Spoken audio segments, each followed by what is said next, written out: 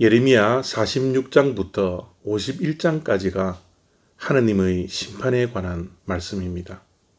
남유다 땅을 심판하셨던 하나님께서 이제는 남유다 주변 국가들에 대한 심판을 하신다라는 말씀입니다. 특별히 예레미야 46장은 애굽을 심판하시는 말씀인 것입니다.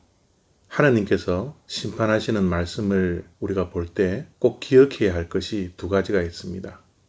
첫 번째는 하나님께서 심판하시는 것을 보면서 하나님께서 나라를 세우기도 하고 나라를 허물기도 하는 이 세상 모든 나라의 주권자라는 것을 우리가 기억해야 합니다. 하나님께서 이 세상 모든 만물을 다스리십니다.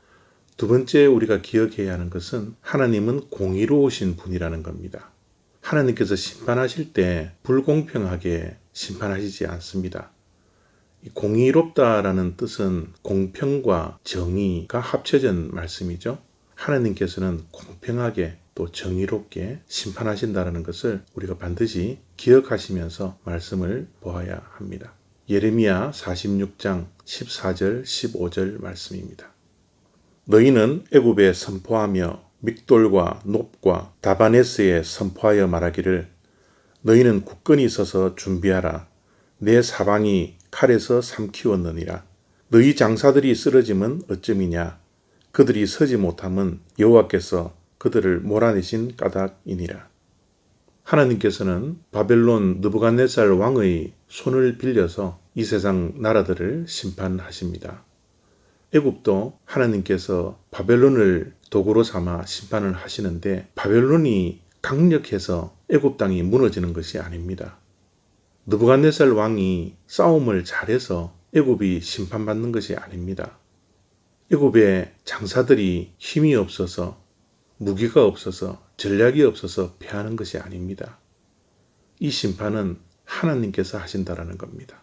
하나님께서 애굽을 무너뜨리기 때문에 애굽이 심판받는 것이지 바벨론이 강력해서 애굽이 패배한다라는 생각은 하지 않아야 합니다.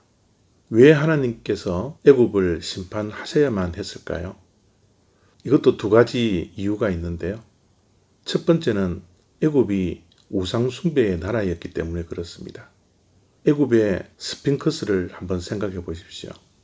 그 스핑크스가 어떤 모습을 가지고 있습니까? 몸은 사자의 몸입니다. 그리고 얼굴은 사람의 얼굴이죠. 그리고 꼬리는 뱀의 꼬리입니다. 그들은 스핑크스에 있는 사람을 신으로 떠받들었습니다. 신이기 때문에 그들의 생명이 영원해야 된다는 것을 나타내기 위해서 스핑크스를 만들었던 것이죠. 그리고 그들은 동물을 우상으로 섬겼습니다. 뱀을 우상으로 섬겼습니다. 소를 우상으로 섬겼습니다. 사자를 우상으로 섬겼습니다. 그들은 우상을 형상으로 만들어서 그 형상으로 만들어진 우상이 그들에게 풍요를 준다라고 생명을 준다라고 믿는 그런 우상을 숭배하는 국가였기 때문에 하나님께서 심판하시는 것입니다. 두 번째 애굽을 하나님께서 심판하시는 이유는 하나님께서 택하신 백성들을 교육하기 위해서입니다. 남유다 백성들이 하나님의 말씀에 불순종하고 그들이 누구를 의지했습니까? 애굽을 의지해서 애굽 땅으로 도망을 가면 그곳에서는 하나님께서 행하시는 심판을 면할 수 있다라고 거짓 예언과 거짓 믿음을 가지고서 그곳에 도피를 했었습니다. 그러나 정말 의지해야 할 분은 누구이십니까? 하나님 한 분밖에 계시지 않지 않습니까? 그럼에도 불구하고 남유다 백성들은 하나님을 의지하지 않고 눈에 보이는 강대국인 애굽을 의지해서 그곳으로 도망을 가고 그곳에서 우상 숭배를 했던 것입니다. 오늘날도 마찬가지입니다. 하나님의 심판은 공의로운 심판입니다. 하나님을 의지하지 않고 하나님을 믿지 않고 불순종하며 이 땅에 하나님 이외의 우상을 숭배하는 그 모든 사람들은 하나님께서 심판하십니다. 그것이 공의로운 하나님이시라는 겁니다. 우리는 이 땅에 살아가는 동안 누구를 의지해야 합니까?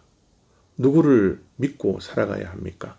우리가 가야 할 안전지대는 어디입니까? 하나님 품 안밖에 없습니다. 하나님이 우리의 산성이시고 하나님이 우리의 피난처이십니다. 하나님께서는 우리가 피할 바위이십니다. 오늘도 이 세상을 바라보지 말고 우리가 믿을 것, 우리가 의지해야 할 것, 하나님 한 분밖에 없다는 이 믿음을 가지고서 승리해 나가는 하루가 되시기를 바랍니다. 감사합니다.